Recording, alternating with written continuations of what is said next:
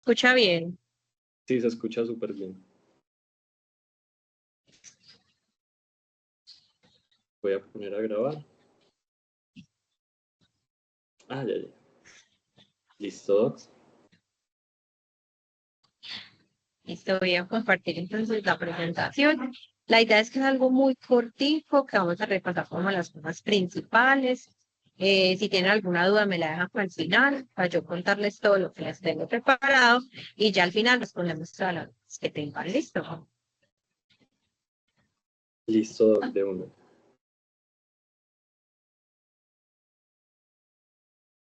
Listo. Ahí ven la presentación. Sí, Doc, ahí se ve perfecto. Listo, entonces vamos a comenzar. Entonces tenemos que Sería bueno que hoy le vamos a dieras hablar de restricción del crecimiento. ocultar al mensajito, al mensaje de Señor. ocultar. Sería bueno que le dieras como Bueno. ocultar el mensajito que aparece ahí para que se pueda ver bien la diapositiva y ya. Qué pena ahí la interrupción. Listo. Tranquilo. Listo, entonces la idea es que hoy vamos a hablar corto, sustancioso de restricción del crecimiento intrauterino. Ya saben, mi nombre es Carolina Rodríguez, la mayoría entonces vamos a hablar primero de cuál es la definición.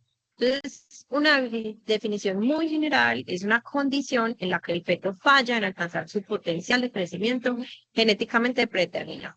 Esto es muy importante. Tenemos que tener en cuenta que no todas las personas venimos con la misma capacidad para crecer, porque eso va a estar determinado por muchos factores. Factores de la madre, de su alimentación, factores del feto y factores de las hembras. Y lo más importante va a ser la carga genética que yo tengo de base, ¿cierto? Yo no puedo pretender que un niño me crezca muchísimo si sus padres son de talla no tan alta. Y no puedo pretender que me crezca un niño igual que sea de Colombia a un niño de Noruega.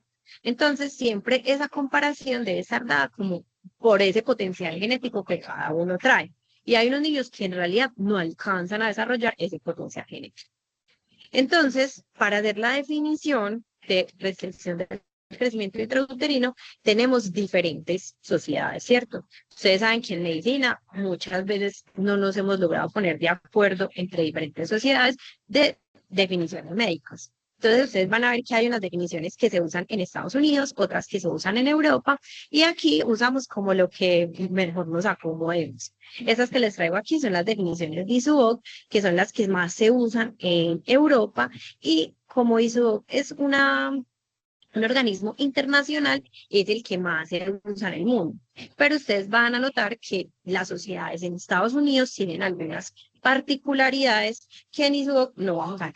Entonces les voy a ir. Entonces, miren, esta diapositiva entonces nos va a hablar de dos tipos de restricción del crecimiento intrauterino. Y para esto hacer la definición, ¿cierto? Tenemos la temprana y tenemos la tardía. ¿Qué es lo que nos marca esta diferencia? Cuando aparece, ¿cierto? Aparece si es temprano antes de las 32 semanas y si es tardío posterior a esas 32 semanas. Miren que en la definición tenemos en ausencia de anomalías congénitas. ¿Por qué? Porque para uno hablar de restricción del crecimiento intrauterino normalito sin nada, tiene que tener esa descartado.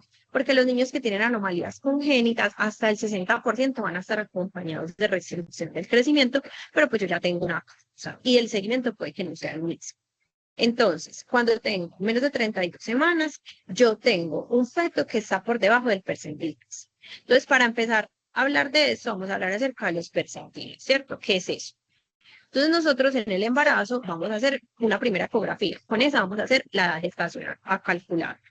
Y en las ecografías posteriores vamos a ir comparando con esa edad gestacional que nos dio nuestro bebé respecto a otros bebés que tienen la misma gestacional.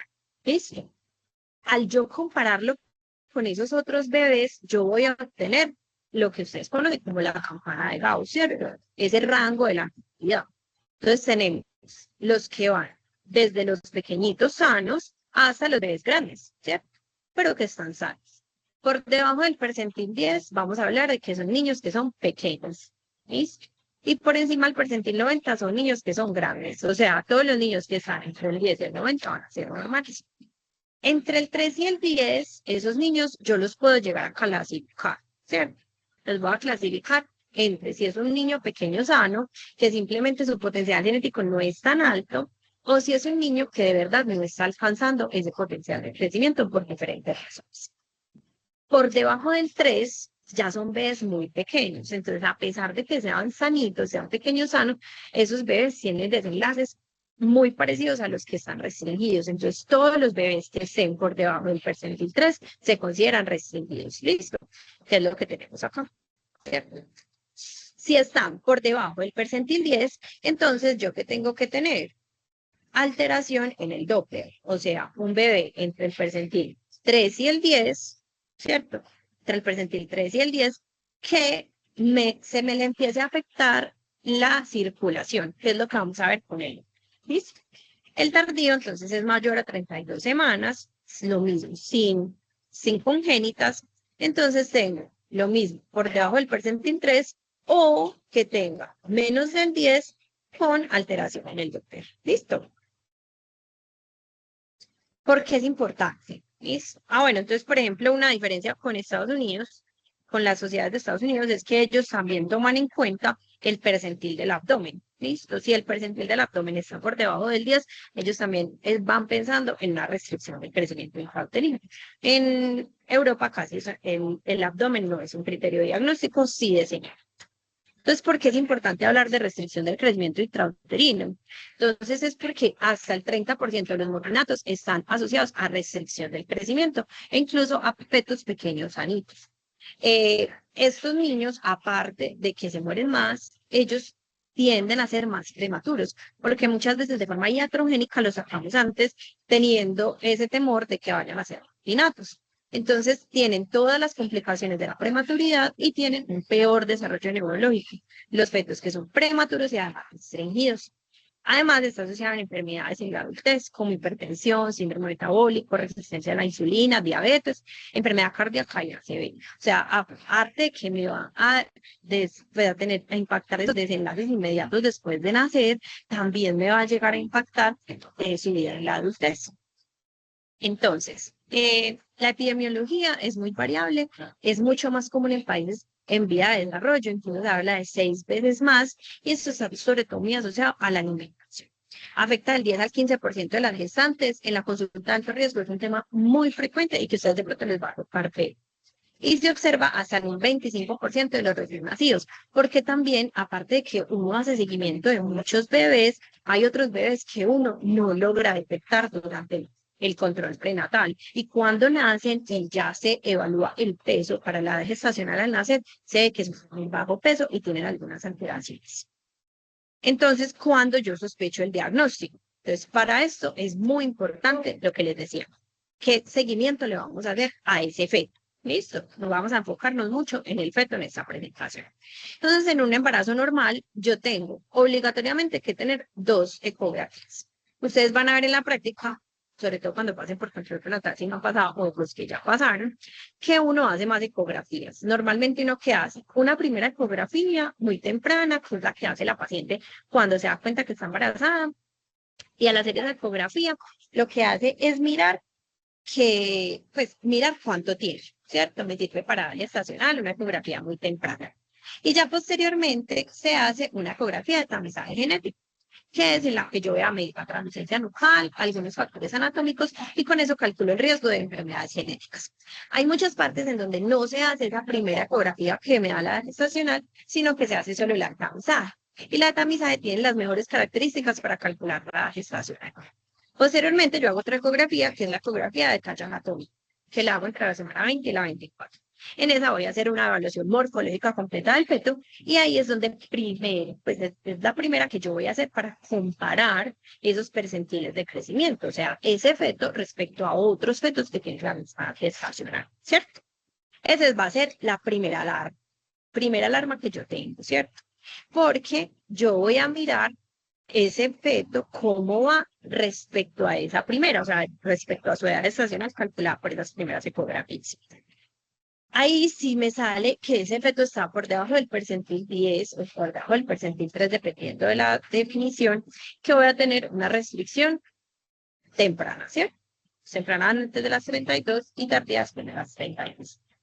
Muchas partes solamente se hacen estas dos ecografías. Entonces uno dice, listo, puedo detectar las tempranas. ¿Y cómo detecto entonces yo después? ¿Cierto? Porque si decimos, solo vamos a hacer esas dos ecografías, pues no voy a hacer el seguimiento. Entonces lo que ustedes deben hacer es, durante todo el control prenatal, se va a hacer detección por examen físico, que es que medir la altura uterina. Entonces, la altura uterina se mide desde la sínfisis del pubis hasta el fondo uterino y con eso nosotros vamos midiendo cómo va creciendo ese útero. Y cuando ese crecimiento del útero es menor al esperado para la edad gestacional, entonces yo hago una ecografía. Eso tiene unas limitaciones, sobre todo la paciente que es obesa, obviamente va a tener una altura uterina mayor y eso no va a ser a costa del crecimiento uterino. La paciente que tiene miomas muy grandes, yo voy a estar midiendo los miomas y cuando hay niños muy pequeños, a veces es difícil de determinar. Entonces, hay pacientes que yo no solamente me voy a quedar con el seguimiento con altura uterina. Normalmente las pacientes de alto riesgo y las pacientes de alto riesgo para restricción del crecimiento, que son sobre todo las que tienen problemas circulatorios. Entonces, antecedente de un restringido en otro embarazo. Eso siempre les vuelve a dar riesgo. Cada vez que tienen uno es aún mayor el riesgo. Las que tienen trastornos hipertensivos o riesgo de desarrollarlos, enfermedades autoinmunes, diabetes, todos los que me van a afectar esa circulación de esa unidad fetoplacentaria, yo les voy a hacer seguimiento con ecografía, sobre todo a partir de la semana 28. Y hay unas recomendaciones, pues, que son últimas y que muchas partes las han adoptado, de hacer una ecografía de tercer trimestre entre la semana 34 y 36, para poder detectar esos restringidos de tardíos, ¿sí? Porque muchas veces con el examen físico, por las limitaciones que les cuento, se nos pueden quedar cortos. Entonces, que es muy importante que muchas veces fallamos en esto, y es que muchas veces nos equivocamos en estimar de forma correcta la edad gestacional. Entonces, muchas veces creemos que son bebés que tienen más edad gestacional y en realidad son más pequeños, o tenemos bebés con una edad gestacional equivocada, no me doy cuenta que está pequeño y tengo al final es los desenlaces adversos. La estimación correcta del peso. ¿Cómo vamos a estimar ese peso? ¿Basados en qué? ¿Y cómo se calculan esos percentiles? Entonces, esto es lo que les contaba, medición de la altura uterina para que lo tengamos presente, cómo se hace. Entonces, es rutinario en la atención prenatal de cualquier nivel. ¿Listo? Bajo, alto, el que sea. Vamos a hacer esa medición de la altura uterina. Es una herramienta muy simple, muy económica, que tenemos pues todos a la mano. Es algo que deben aprender a hacer en la consulta, no solamente por el seguimiento que vamos a tener, ¿listo? Ese seguimiento que le vamos a hacer a la embarazada, sino también, por ejemplo, cuando ustedes van en consulta que ustedes no ven embarazada, ¿cierto? Entonces les llega una paciente que ustedes sospechan que está en embarazo. Por examen físico, ustedes más o menos pueden llegar a estimar cuánto tiene. Entonces, ¿cómo lo hacemos? Miren que la altura del ombligo tiene un aproximado de 20 semanas. ¿Listo? Entonces, las primeras semanas son más difíciles de determinar. Uno muchas veces lo mide es con palpación manual, entonces tienes que hacerle un tacto a la paciente y tocar por encima. Pero una vez llega al ombligo, uno dice, esta paciente ya debe tener aproximadamente 3 semanas. A medida que va aumentando, listo, la edad gestacional, miren que van aumentando como de a 2 en 2 esa crecimiento pues del útero y normalmente se correlaciona bien con la edad gestacional de la paciente. Entonces, ustedes van viendo, ella va creciendo. Normalmente es lo más frecuente es que se dé hasta la semana 34. Después de la semana 34, miren, por ejemplo, acá en esta gráfica, en la tercera, vemos que ella como que se estabiliza, ¿no? E incluso miren que esta paciente llega hasta la semana 38 y luego ¿qué pasa? Baja, ¿listo? Baja esa altura uterina. ¿Por qué? Porque el feto se encaja. Entonces disminuye ese tamaño. Entonces, cuando yo hago, normalmente todos los carnets de control prenatal traen esta gráfica. Entonces, ¿yo qué hago? A partir más o menos de la semana 20 empiezo a graficar en donde me da la altura uterina, ¿cierto? Entonces, digamos, semana 19, medio 19, miren, está perfecto. Y así yo voy graficando. Cuando se mantiene sobre esta línea, Entonces, es una altura uterina normal. Si no tiene factores de riesgo, puedo continuar con el embarazo, haciéndole vigilancia clínica y en el último trimestre hacer una ecografía para definir qué dos percentiles y sean los adecuados. Si se me queda por debajo de esta línea, entonces debo hacer una ecografía para yo poder estimar de forma adecuada el peso de ese bebé. ¿Listo? Se hace del vello púbico, uno toca el vello púbico, es desde ahí, no desde, ay, que desde que empieza aquí el monte Venus, no. Tú tocas el vello púbico, de ahí pones el metro y vas hasta el fondo del útero. Así se debe hacer la medición. Entonces, más o menos, entonces vamos con los primeros. Previo al diagnóstico, estimación correcta de la gestación. ¿Cómo lo vamos a hacer? Entonces, depende del momento en el que yo asigne la gestacional. Antes yo hacía solo la gestacional con fecha de última menstruación, pero ahora tenemos unos métodos, sobre todo ecográficos, de precisar de forma adecuada la edad gestacional, mucho más confiables que la fecha de última menstruación. Y más que van a ver que muchas pacientes no tienen fecha de última menstruación confiable. Ellas no saben, cuando les pide la fecha, no saben si le dan a uno la fecha del principio, la fecha del final, no se acuerdan, dicen una fecha y esa no es, la última fecha es un sagrado de implantación. Entonces, la medición ecográfica va a ser más precisa. ¿Listo? Entonces, lo ideal es que yo tenga una ecografía temprana. ¿Listo? Esa ecografía temprana va a estar entre la semana 6 y la 13, que lo que se mide es el embrión. ¿Listo? Yo mido el embrión. Y ese embrión idealmente debe medir más de 10 milímetros para yo decir, sí, yo con esta voy a hacer la medición. Muchas veces estas ecografías muy tempranas son muy chiquitos y varía mucho la edad gestacional.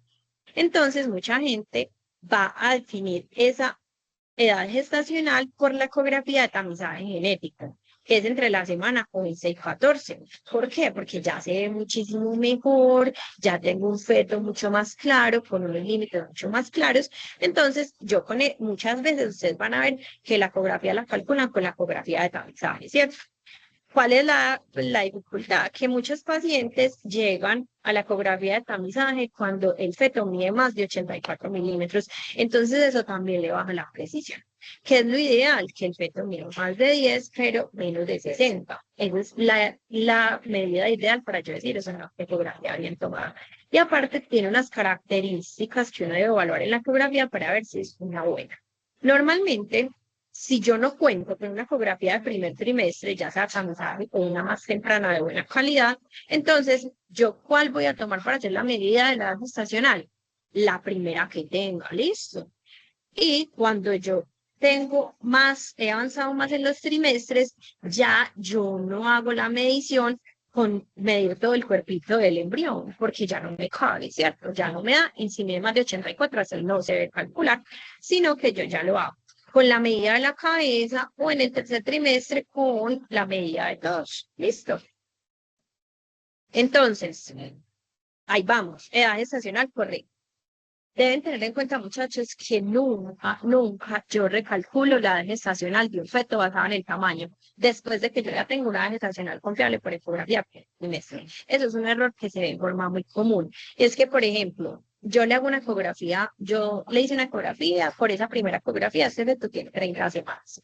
A las 30 semanas le hacen una ecografía y por la medición de las 30 semanas le da que tiene 28. Entonces lo que hacen es cambiarle la fecha. No, señora, es que usted no tiene 30, sino que tiene 28. En realidad eso es un error, ese bebé está pequeño, porque ese bebé yo no le cambio la edad gestacional, él ya tiene 30 semanas, simplemente el tamaño que tiene es menor que la edad gestacional que el feto tiene, o sea, es un feto pequeño, no le debo cambiar la fecha, sino que debo buscar por qué ese feto está más pequeño.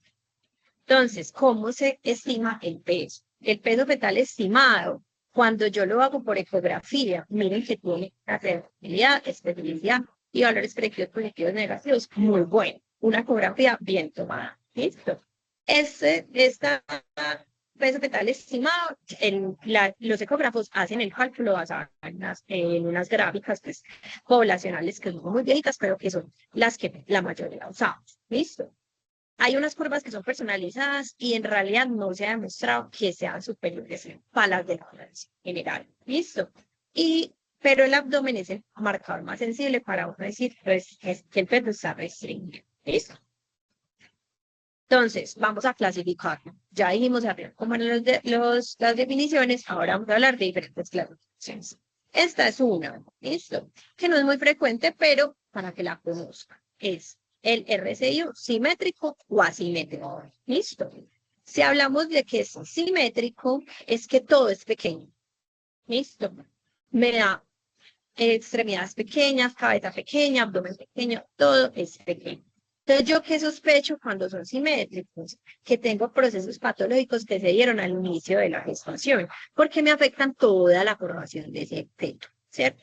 Y el asimétrico, que es del 70 al 80%, o sea, son los más frecuentes, es que yo empiezo a disminuir primero el tamaño del abdomen y empiezo a aumentar la circunferencia del cerebro. ¿Listo? Abdomen, cerebro.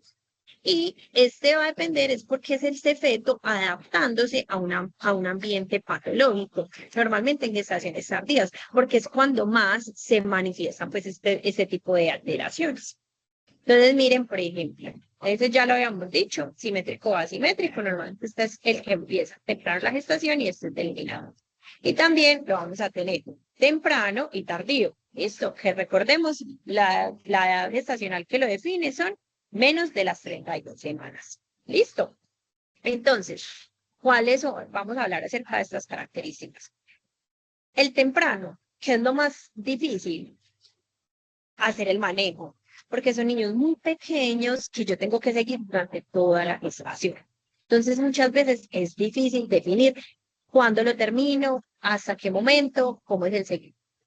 Los que son tardíos, lo que más me dificulta es darme cuenta, ¿listo? Porque como les contaba, hay muchas pacientes que yo ni siquiera les voy a hacer seguimiento ecográfico o que lo voy a hacer de forma muy tardía y puede que yo me tarde en darme cuenta, ¿listo?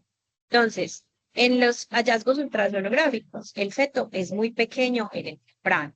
En cambio, en los tardíos no necesariamente es muy pequeño. Lo que les decía, es más frecuente es que disminuya el tamaño del abdomen. El Doppler normalmente cuando son muy tempranos tienen muchas alteraciones, ¿cierto?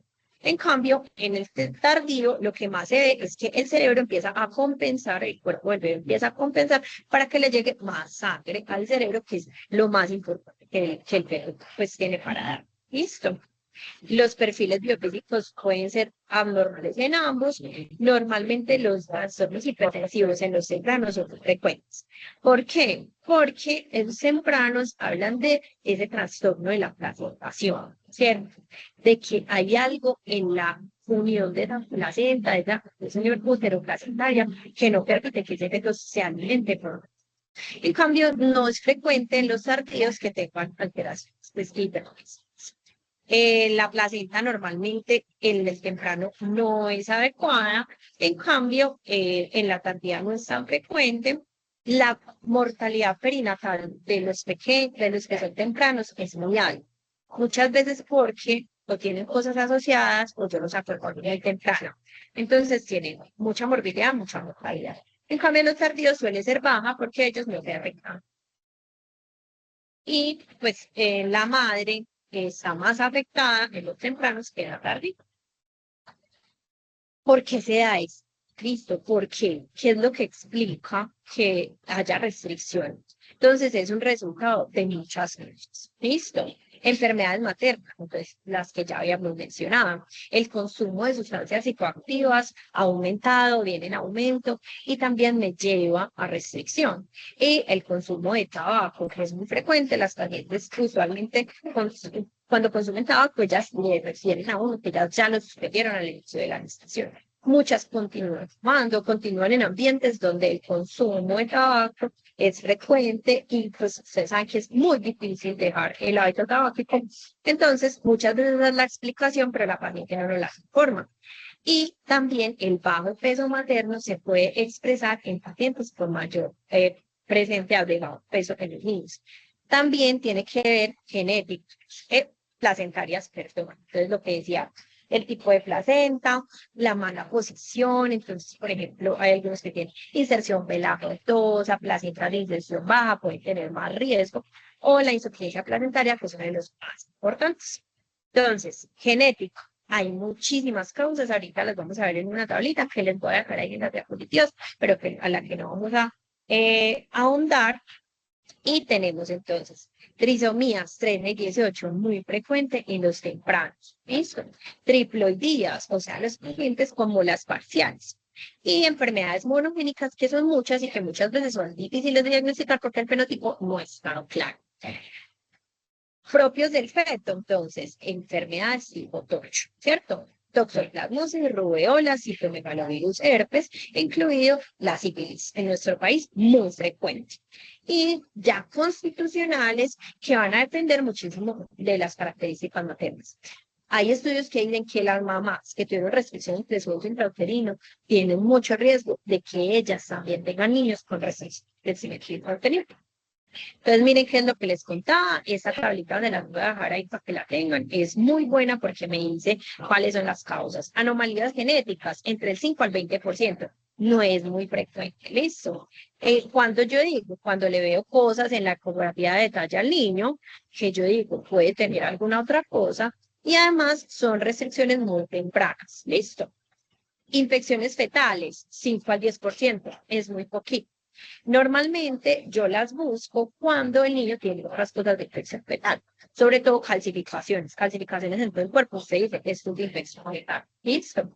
Lo más frecuente son citomegalovirus y toxoplasmosis. En nuestro país buscamos toxoplasmosis activamente en todas las embarazadas y el citomegalovirus son las factores de riesgo, son sobre todo las que tienen contacto con niños muy pequeños, porque esta es una enfermedad de esos niños lactantes. Entonces, las profesoras, las que tienen hijos muy pequeños. Listo.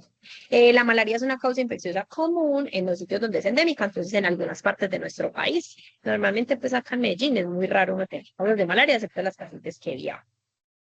Las anomalías estructurales fetales, entonces muchas veces tienen también anomalías genéticas. Las gestaciones múltiples, eso es un tema aparte y tienen mucha relación con fetos pequeños.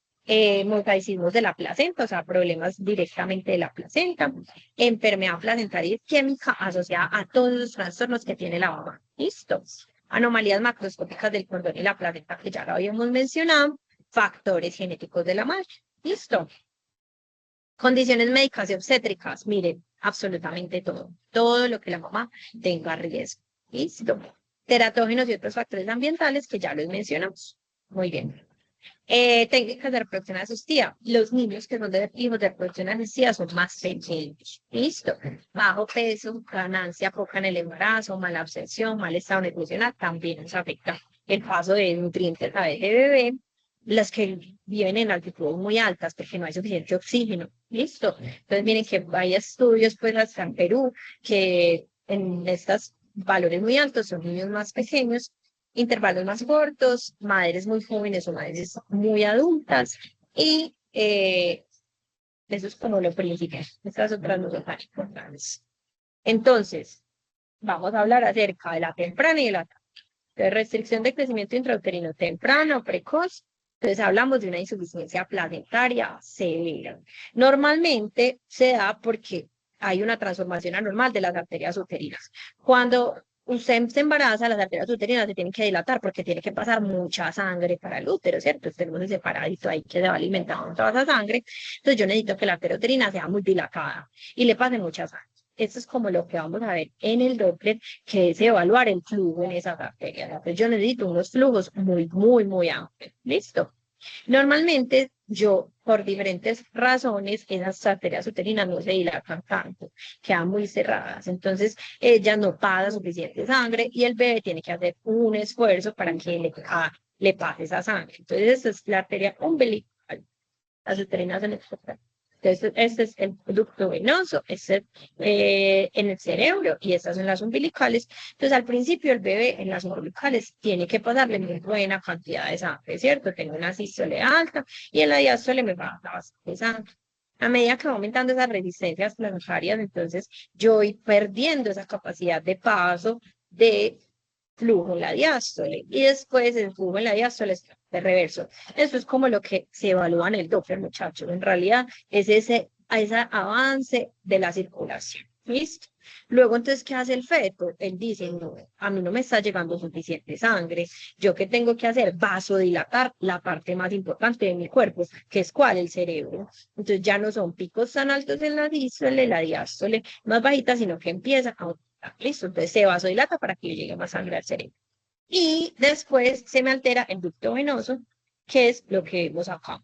Eh, es lo que vemos acá en esta imágenes, listo. Y lo que se me altera al final va a ser, miren que esta onda que es reversa. Entonces ese bebé es un bebé que ya está, que redistribuyó mucho el fluido. Listo. Normalmente ellos tienen unos cambios tempranos, luego unos tardíos, y no todos los bebés hacen esta secuencia, pero la mayoría lo hacen, entonces uno puede hacerles seguimiento para determinar en qué momento debe desaparecer. La tardía es una insuficiencia placentaria que no es tan significativa. Normalmente son fetos más grandes, entonces ellos no están acostumbrados a esa hipoxia, que están más chiquitos. Ellos redistribuyen el flujo, pero tienen mucho riesgo perinatal. Listo. Van a tener alteraciones de neurodesarrollo, muerte. Es más difícil de detener, de detectar, y lo que más vamos a hacer seguimiento va a ser las uterinas. ¿Listo? Entonces, ¿cómo vamos a hacer el diagnóstico? Primero, diagnosticarlo, o sea, decir, este feto está más pequeño. Una vez nos demos cuenta de eso con la ecografía, entonces lo vamos a clasificar. Si es un feto pequeño para la edad gestacional o de restringido. ¿Listo? Entonces dijimos, feto pequeño para la edad gestacional es un feto que está entre el percentil 3 y el 10, pero que todo el Doppler, toda la circulación de ese bebé está normal. Tiene una velocidad de crecimiento normal, él viene simplemente por percentiles bajitos, porque normalmente ese niño está asociado como con las características maternas y paternas. Son pequeños, según el peso, la raza, la edad. Entonces, fisiología normal, líquido amniótico normal, Doppler normal, todo lo ¿listo? El restringido, entonces, va a ser los muy chiquitos, fetos por debajo del percentil 3. Esos siempre los vamos a meter en restringidos. ¿Listo? Porque ellos tan chiquitos se comportan como los restringidos. Normalmente cuando están asimétricos en el crecimiento, no hay más probable RCIU, y los que están entre el percentil 3 y el 10, que tienen anormalidades en el Doppler. El oligohidramio es una característica que nos va a hablar mucho acerca de RCIU, porque entonces como ese niño está compensando, entonces disminuye esa producción de líquido amniótico. Entonces aquí tenemos lo mismo, ecografía percentil menor del 10, uno dice, ve, este niño está mal formado, eso es tetraneuploidiasa anormal, y hago estudio genético. Listo, si está entre el 3 y el 10, ¿qué le debo hacer? Un Doppler. Si está normal es un feto pequeño, si está normal es un restringido. Listo. Si está por debajo del 3, yo digo, es un restringido. Listo, recuerden, menores del 3 es un restringido. Entonces, ¿qué le debo hacer a estos pacientes? Entonces, primero, lo detecto, lo clasifico y tengo que mirar por qué, cuál es la causa de que este niño esté pequeño. Entonces, control de la presión arterial. Recordemos que los trastornos hipertensivos llevan más el crecimiento intrauterino, y hay algunas pacientes que incluso pueden hacer primero la restricción y luego los trastornos hipertensivos. Hacer un perfil taxémico para ver que esto no sea lo que está sucediendo, teniendo en cuenta que la restricción no es un criterio diagnóstico, pero sí me hace pensar en que esa paciente puede llegar a presentar una exploración anatómica detallada. Recordemos que hasta el 60% de los fetos que tienen anomalías congénitas pueden tener restricción del crecimiento intrauterino. Entonces es muy importante el detalle anatómico que se haga entre la semana 20 a la 24. Si yo no lo tengo de forma temprana o yo no tuve una evaluación anatómica adecuada, en el momento del diagnóstico yo la debo hacer. Normalmente por encima de las 34 semanas, si usted ya no la tuvo, ya es muy difícil de hacer, pero sí que tenga una ecografía de buena calidad. Estudio infeccioso, sobre todo en las que tienen hallazgos que me hagan sospechar que tienen alguna infección. Entonces, lo que les decía, calcificaciones, otras malformaciones, hepatoesplenomegalia, plagentomegalia. Entonces, yo digo, le hago estudio infeccioso. En nuestro país, sífilis, entonces vamos a hablar de Caetocho. Entonces, en nuestro país, sífilis es es de seguimiento obligatorio. Entonces, normalmente tenemos el diagnóstico, tenemos pruebas diagnósticas muy recientes. Entonces, pues si tenías ya el diagnóstico de sífilis, uno piensa en él, pero no es como que vaya a pedir estudios adicionales si las pruebas diagnósticas durante el embarazo han estado normales. Toxoplasmosis, entonces toxoplasmosis nosotros lo hacemos en nuestro país de forma rutinaria, determinamos la inmunidad de la paciente y le hacemos seguimiento según si tiene o no tiene inmunidad. Entonces, ¿cuáles vamos a hacer adicionales? Entonces, citomegalovirus si tiene hallazgos, hay algunas sociedades que recomiendan herpes, pero eso ha salido mucho de circulación. Igual hay muchos maternofetales que todavía lo piden porque no se ha visto una buena correlación con la infección con herpes y con la afectación pues, fetal. Y entonces tenemos el y bueno, entonces les había dicho que malaria si estamos en una zona endémica. Estudio de líquido amniótico para buscar aneuploidías en quién. Uno, en los fetos que tienen. Son muy pequeñitos, ¿cierto? Son muy, muy pequeñitos. Anatómicamente están bien, pero yo no les encuentro una causa. ¿Listo? Si tú tienes mucho la duda, son muy tempranos, muy pequeños, ofrecerle a las pacientes el estudio de líquido amniótico para hacerles pruebas genéticas. Y debo hacer el Doppler. ¿Listo? Súper importante. El Doppler para clasificar. Entonces aquí ya hablamos, se le pone lo que les decía, sífilis lo hacemos de forma rutinaria, rubéola también, toxoplasma también, entonces considerar citomegalovirus en las que tiene factor de riesgo y malaria si es una población de riesgo. Herpes, como le digo, viene de salud, viene de salida. Indicaciones de amniocentesis, entonces el bebé muy chiquito, menor de 24 semanas, el que está muy chiquito, que tiene algún marcador ecográfico menor de la 28, pues yo no tengo ninguna causa. Me parece que es un bebé muy chiquito sin causa aparente. Y cuando están pequeños, no tan pequeños, pero tienen alguna anomalía que me hace pensar que la causa es genética. Eso es importante, que yo le ofrezca a los padres.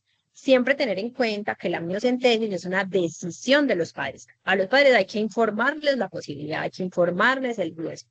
El riesgo de hacer una amniocentesis, de que por la amniocentesis haya algún desenlace fetal adverso, no es muy alto, en realidad es muy bajito, pero es pues, un derecho de los padres escoger si quieren o no hacerse el estudio masivo. Ustedes les explican, eso te pueden hacer un estudio masivo, con eso podemos tener más información acerca de la razón de por qué tu bebé está tan pequeñito, pero si ellos no lo quieren hacer, es completamente entendible, les vamos a hacer el seguimiento. ¿Listo?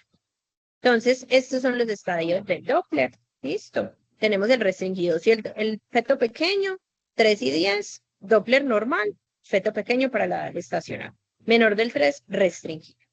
Si tengo restringido, ¿cierto? Ya restringido, porque tiene percentil menor del 3, entonces con el Doppler yo califico el tipo de reto que tiene. ¿Listo?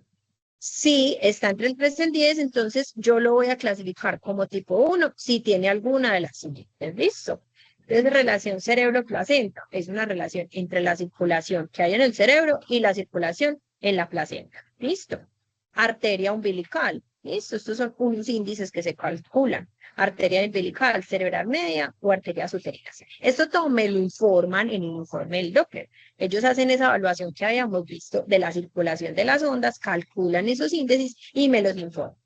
Doppler tipo 2. Entonces, es un feto que está por debajo del percentil 10, no importa 3, pues si está menor del 3 también puede ser 2, ya aquí no importa el percentil. Entonces tiene flujo diastólico ausente en la arteria umbilical. ¿Listo? O flujo diastólico reverso en el mismo aórtico. Estos dos se tienen en cuenta para el dos. En algunas bibliografías no se toma en cuenta el mismo aórtico, solamente en la arteria umbilical. Esto es predominante en Estados Unidos. El tipo 3, entonces, va a ser que el arteria umbilical ya no solamente no tenga la rayita, sino que se reversa. O sea, cada vez se me altera más en la cantidad de sangre que le pasa a ese bebé.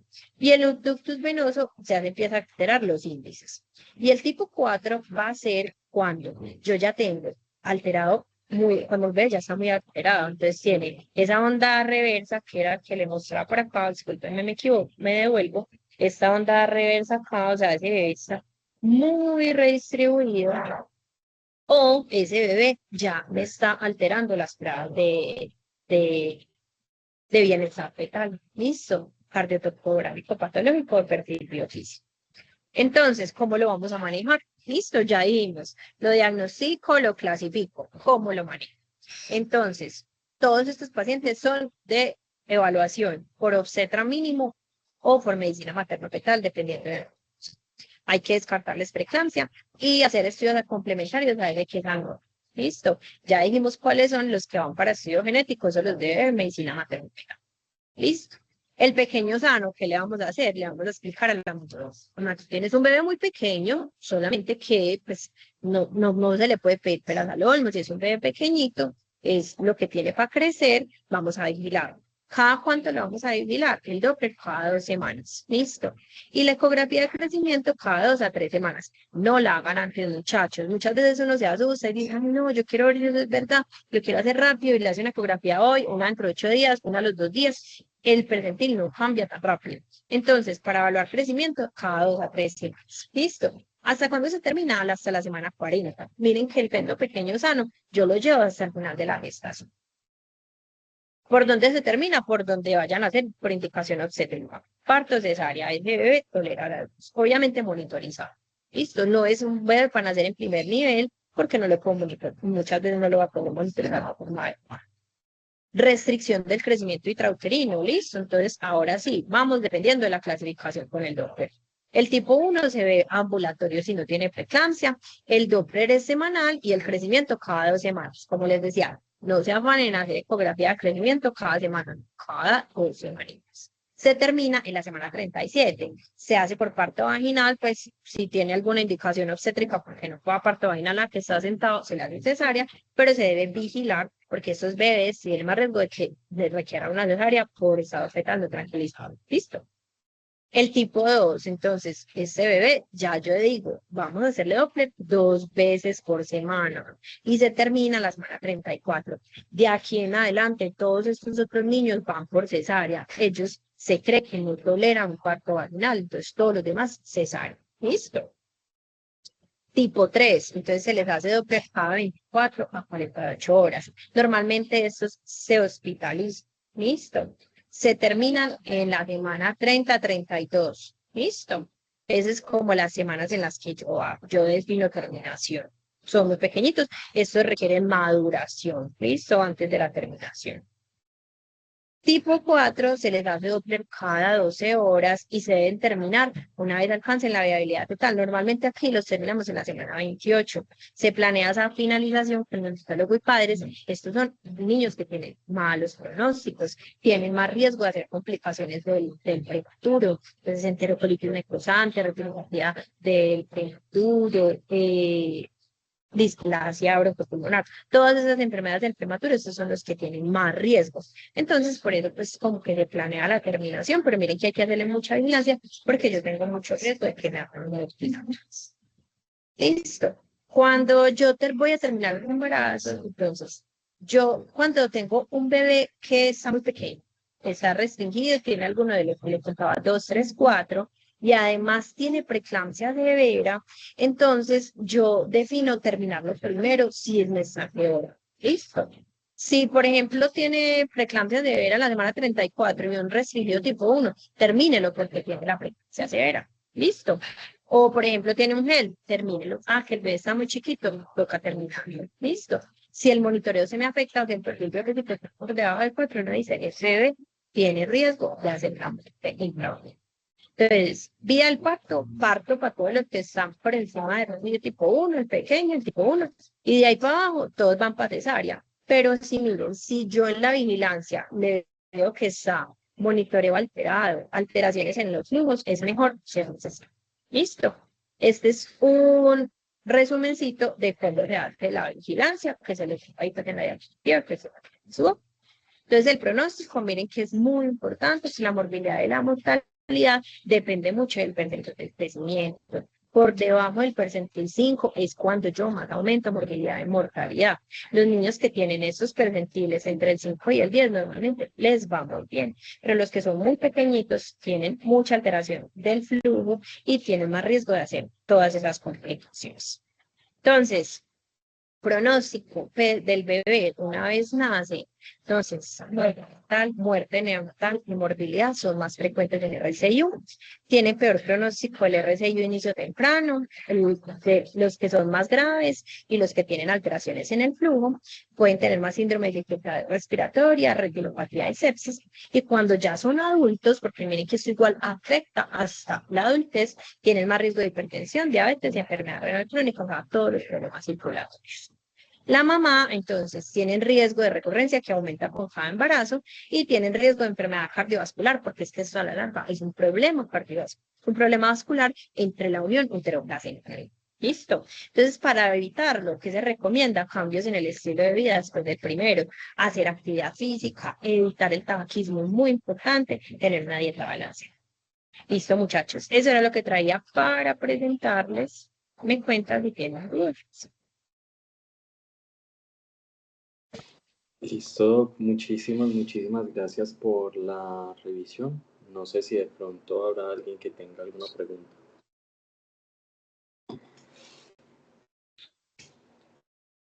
Bueno, parece que no. Yo tengo una preguntita, pues como muy breve, más como para Contame. la práctica, profe.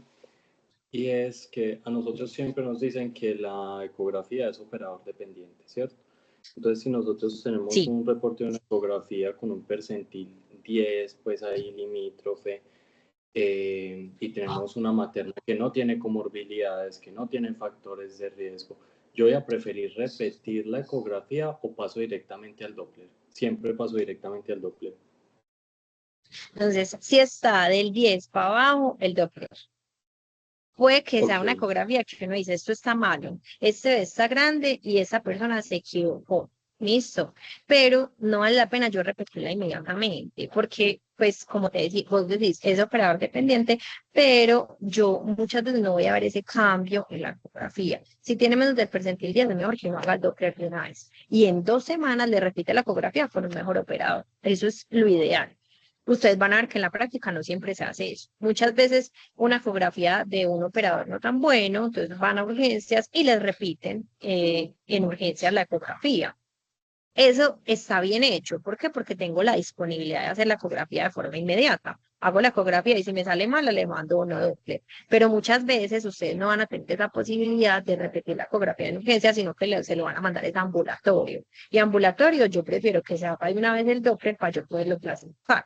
Ah, que es que en la siguiente ecografía me salió que era mentira, en realidad estaba en percentil 16. Listo, les digo haciendo solo control de crecimiento, pero yo ya tengo el Doppler normal, que igual me da mucha tranquilidad. perfecto, profe. Eso pues era como una duda Lo más muy tonta. importante Lo más importante siempre para el médico general es la detección. ¿Listo? Entonces siempre son los que se van a dar cuenta de la detección. Si tiene factores de riesgo, pedirle ecografía de tercer trimestre de forma más temprana que la semana 36. Y si no tiene factores de riesgo, ser muy juiciosos con la altura uterina. Eso muchas veces da pereza medirlo, pero sí uno se detecta muchos pacientes por ahí. Listo. Bueno, muchísimas gracias. Muchísimas gracias a todos por conectarse. En el chat pueden encontrar la asistencia. Y no siendo más, profe, hasta luego y que tenga una feliz noche y una feliz noche Hasta para luego, todos. que estén bien.